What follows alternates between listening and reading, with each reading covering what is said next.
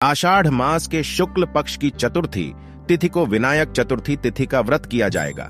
इस व्रत की कथा सुनने व पढ़ने मात्र से जीवन के सभी विघ्न दूर हो जाते हैं और भगवान गणेश का आशीर्वाद प्राप्त होता है।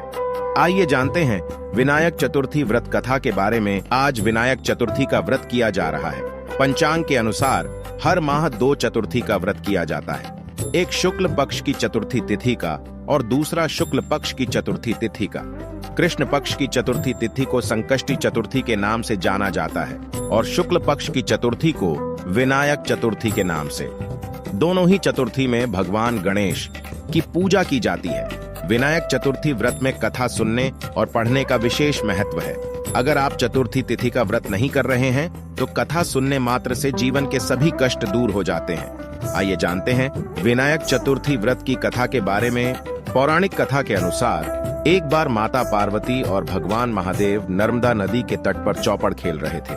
खेल में हार जीत का फैसला करने के लिए महादेव ने एक पुतला बना दिया और उसकी प्राण प्रतिष्ठा कर दी।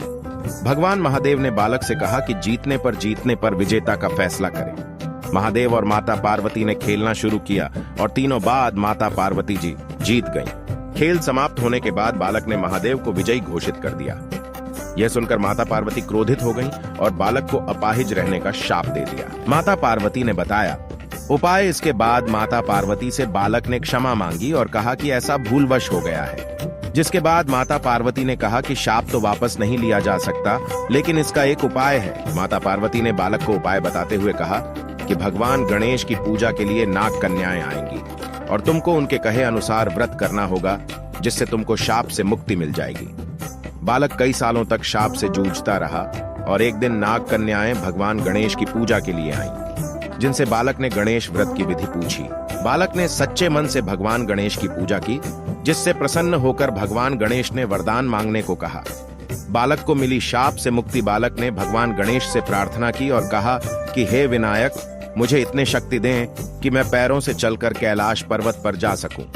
भगवान गणेश ने बालक को आशीर्वाद दे दिया और अंतर्ध्यान हो गए। इसके बाद बालक ने कैलाश पर्वत पर भगवान महादेव को शाप मुक्त होने की कथा सुनाई। चौपड़ वाले दिन से माता पार्वती भगवान शिव से रुष्ट हो गई थीं।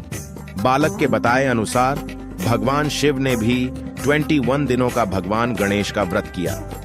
व्रत के प्रभाव से माता पार्वती के मन से भगवान महादेव के प्रति नाराजगी खत्म हो गई। मान्यता है कि भगवान गणेश की जो सच्चे मन से पूजा अर्चना और आराधना करते हैं, उनके सभी दुख दूर हो जाते हैं। साथ ही कथा सुनने व पढ़ने मात्र से जीवन में आने वाले सभी विघ्न दूर होते हैं। जय भगवान गणेश की। अगर आपको ये हमारी कथा पसंद आई है तो आप वीडियो को लाइक करके चैनल को सब्सक्राइब कर देना।